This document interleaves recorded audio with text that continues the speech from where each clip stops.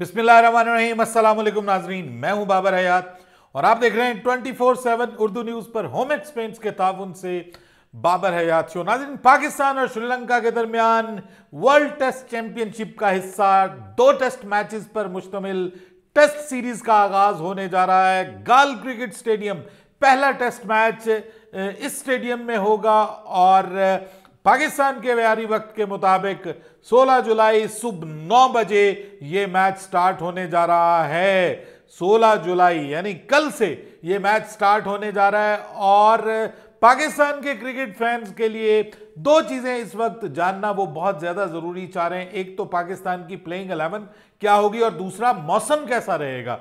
तो इस पे मैं मुकम्मल आपको अपडेट करने जा रहा हूं। ये इस मैच में दोनों चीजें पाकिस्तान के क्रिकेट शायकीन के लिए जानना बहुत जरूरी है, क्योंकि इससे पिछले दिन मैंने आपको एक वीडियो में बताया था कि मौसम के इरादे खासे खतरनाक जो हैं वो दिखाई दे रहे हैं। और अगेन पाकिस्तान के क्रिकेट फैंस के लिए ये एक माफ कीजिएगा, जिसको कहते हैं ना कि बड़ा पेशेंस से ये मैच पाकिस्तान के क्रिकेट फैंस को देखना पड़ेगा। लेकिन दूसरी जानिब जो कमेंटेटर्स हैं उनका भी ऐलान हो गया है। इस मैच में कमेंट्री कौन कौन करेगा, पहले आपको सबसे पहले मैं कमेंटेटर्स का बता दूं कि जनाब रमीज राजा, क्रिकेट के राजा रमीज राजा एक बार फिर कमेंटेटर जिसको कहते हैं ना कमेंटेटर के तौर पे कमेंट्री बॉक्स में दोबारा हमें नजर आएंगे। उनकी आवाज, उनकी धीमी धीमी भीनी भीनी आवाज हमें सुनाई देगी और वो अपने असली काम की तरफ वापस आ रहे हैं, जबकि उनके साथ आमिर सुहेल आ रहे हैं। जी, आमिर सुहेल और रमीज राजा ये दोनों हमें जो हैं वो नजर आएंगे जनाब बतौर कमेंटेटर। यानी there is no Bajid Khan, no more Bajid Khan at least for now. और आमिर सुहेल भी ठीक है, अच्छी गुजारे लाइक कमेंट्री करते हैं। बहरहाल रमीज राजा का कोई सानी नहीं है, विदाउट एनी डाउट। इसके अलावा अगर हम बात करें तो रोशान अबिसिंगे ये श्रीलंका की तरफ से, और Russell Arnold I think so the best commentator of Sri Lanka nowadays Russell Arnold हैं।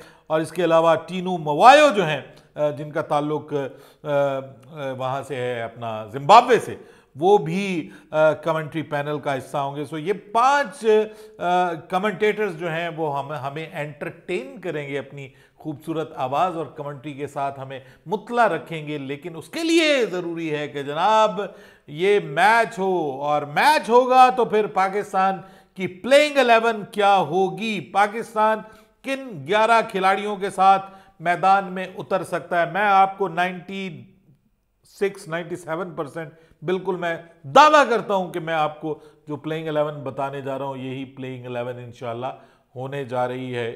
1 या 2 लोगों का आगे पीछे हो सकता है, स्वैप हो सकता है, लेकिन यह भी हो सकता है कि जो मैं प्लेइंग 11 बताऊं वो इंशाल्लाह पूरी वही प्लेइंग 11 मैदान में आए। तो जनाब प्लेइंग 11 में पाकिस्तान के इमाम और अब्दुल्ला के साथ, इन दोनों के साथ पाकिस्तान की टीम जो है वो ओपनिंग करने जा रही है। सो अगर आप समझ रहे थे कि जनाब के अब हम कोई नया टैलेंट हमें नजर आएगा मोहम्मद हुरैरा की शक्ल में इस टेस्ट मैच में, तो वो पहले टेस्ट मैच में हमें होता हुआ दिखाई नहीं दे रहा।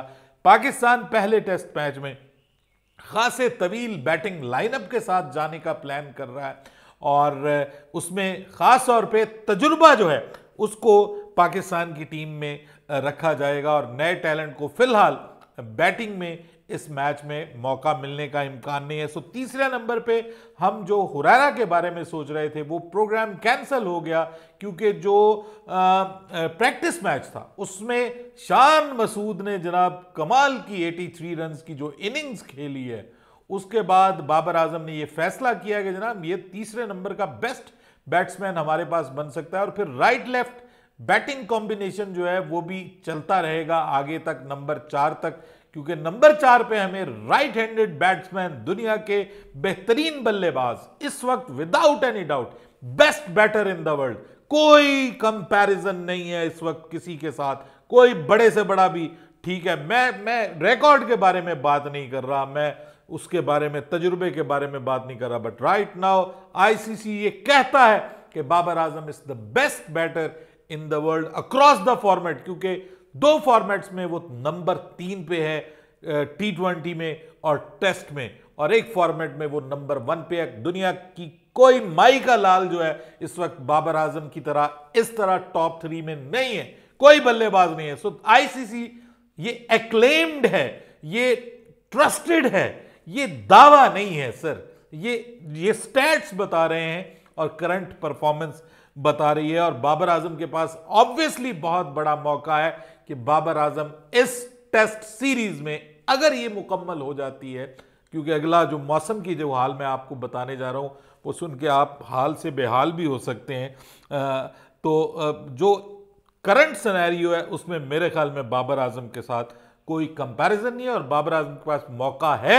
अल्लाह करे, दुआ करें बादल बादल हट जाएं, मैच हो और बाबर आजम जो है वो इसमें सेंचुरी स्कोर करें और एक और उड़ान वो भरें, टॉप 3 में से वो नंबर 2 पे चले जाएं और फिर अगले टेस्ट में इंशाल्लाह वो नंबर 1 पे जाएं। बहरहाल बाबर के फैंस इस वक्त सबसे ज्यादा बेकरार हैं जो इस टेस्ट मैच के लिए वो बाबर आजम के फैंस हैं और वो देखना चाहते हैं कि बाबर आजम इधर सेंचुरी करे, क्योंकि गुज़िश्ता रात जो वेस्ट इंडीज को बहुत बुरी शिकस्त दी है इंडिया ने, and well done team India, congratulations to Indian cricket team and cricket fans as well from me.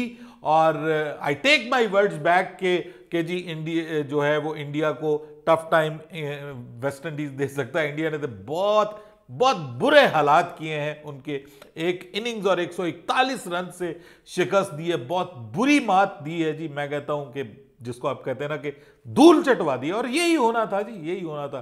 West Indies का जो क्रिकेट का सत्यानाशन प्रसाद हुआ इस वक्त, और वो बहुत डाउन एंड आउट है इस वक्त बिल्कुल क्रिकेट से, और ये हाल होना था दुनिया की वर्ल्ड चैंपियन टीम का कि वो अब तीसरे दिन मैच हार गई, तीसरा दिन पूरा भी नहीं हुआ।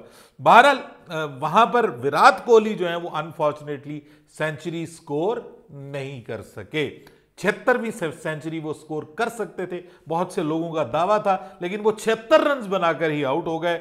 बहरहाल उन्होंने फिर भी कुछ बेहतर खेला है और एक किस्म का हमें थोड़ा सा उनका कमबैक टेस्ट क्रिकेट में दिखाई दिया। बड़ा खिलाड़ी है जी, अजीम खिलाड़ी है, लेजेंडरी प्लेयर है, कोई डाउट नहीं है, लेकिन इस वक्त बाबर टॉप पे है। किसी को तकलीफ होती है तो वो, लेकिन यही बता रहा है, आईसीसी भी यही बता रहा है कि बाबर जैसा कोई नहीं है।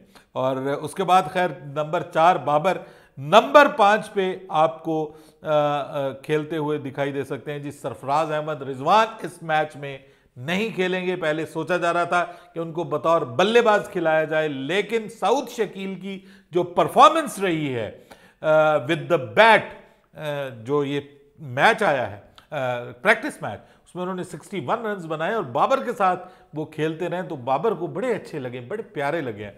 तो उन्होंने सोचा है कि जनाब इन्हीं को खिलाया जाए। रिजवान परफॉर्म नहीं कर पाए वहाँ प्रैक्टिस मैच में भी, रिजवान ने कोई ख़ास कारकर्दगी नहीं दिखाई, तो अंडर 20 आई थिंक वो आउट हो गए थे। उसके बाद सरफराज जनाब खेलेंगे और उसके बाद फिर आपको 5वें नंबर पे सरफराज, 6ठे नंबर पे साउथ शकील आपको खेलते हुए दिखाई देंगे और 7वें नंबर पे खेलेंगे आगा सलमान। और आगा सलमान इसलिए खेलेंगे कि वो ना सिर्फ 7वें नंबर पे आके एक प्रॉपर बैट्समैन के तौर पे आपको मैच बचाने वाली इनिंग्स दे सकते हैं, बल्कि वो साथ में बॉल भी कर सकते हैं। और प्रैक्टिस मैच में वहां पर जो कंडीशंस हैं उनका इस्तेमाल करते हुए मौसूफ ने 2 विकेटें भी हासिल कर ली हैं। सो इसलिए ये क्लियर हो गया कि अब आपको आगा सलमान भी खेलते हुए नजर आएंगे। अब बात यह है कि क्या आपकी तरफ अब स्पिनर्स की बात आ जाए, क्या आपके नोमान खेलेंगे या नवाज खेलेंगे? तो I would go with Nawaz. Noman Ali is totally out of form, और वो अगर out of form, out of touch है, तो इसका मतलब ये है कि उसका बतौर स्पिनर ही आप फायदा उठा सकते थे, बतौर बल्लेबाज आप उसका और नवाज का कंपैरिजन नहीं कर सकते।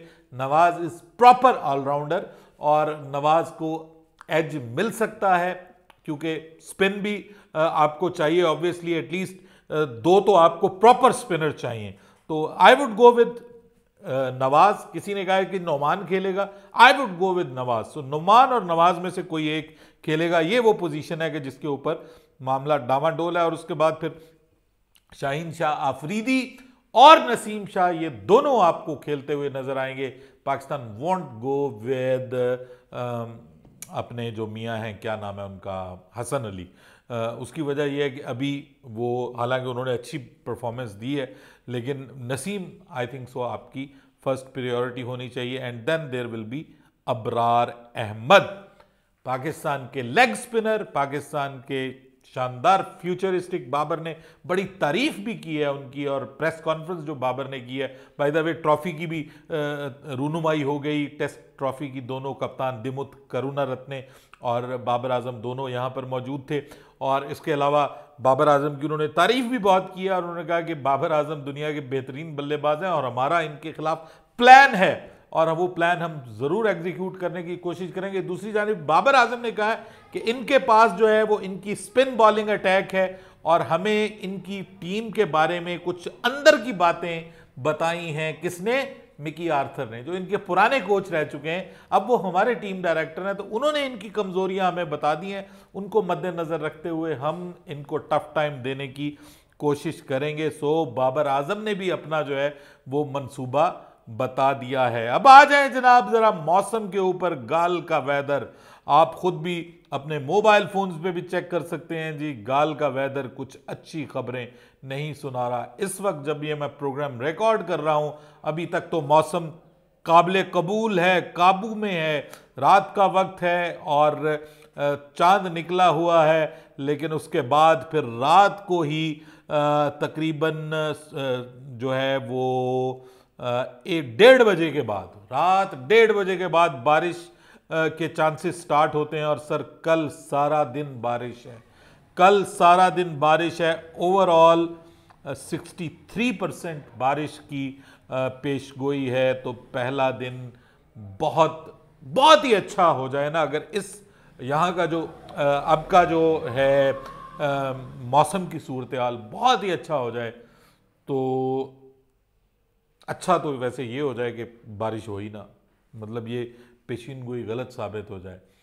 लेकिन इस वक्त 63% चांसेस हैं, तो इसका मतलब यह है कि फोरकास्ट के हिसाब से बारिश होगी। बाकी आगे अल्लाह पाक के इख्तियार में है, वो चाहे तो बिल्कुल भी ना हो। लेकिन सर कल शाम तक, यानी सुबह से लेकर रात तक बारिश ही बारिश है, बारिश ही बारिश है। कहीं पे ज्यादा है, कहीं पे कम है, लेकिन 50% प्लस है। जब मैच स्टार्ट होगा वहाँ के मुकामी वक्त के मुताबिक 8:30 बजे, तो सर उस वक्त के बाद से 50% से अबव बारिश है, नीचे है ही नहीं। उसके बाद फिर 60% पे चली जाती है।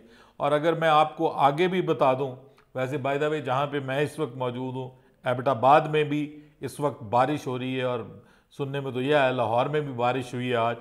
सो बारिश बारिश हर जगह, लेकिन क्रिकेट फैंस चाह रहे हैं कि यहाँ बारिश ना हो। लेकिन सर आगे आप देखिए कि संडे को, यानी जब मैच कल स्टार्ट होगा, तो 63%, मंडे 86%, ट्यूसडे 67%, वेडनेसडे 67%, और थर्सडे जो आखिरी दिन है वो 69%। सो जो फोरकास्ट अगर दुरुस्त साबित हो जाए, तो सर ये तो मैच होता हुआ दिखाई नहीं दे रहा। पहले दिन आई एम नॉट श्योर कि शायद टॉस हो पाए, इससे तो यही लग रहा है कि पता नहीं टॉस भी हो पाता है या नहीं हो पाता। लेकिन अगर टॉस हो जाता है तो फिर ये लगेगा कि, मुझे लगता है कि ऑफ एंड ऑन अगर बारिश इजाज़त देती है, तो कभी बीच में कोई ओवर्स हो जाएंगे, फिर बारिश हो जाएगी, फिर सारा दिन ये धूप छाँव का मामला तो नहीं।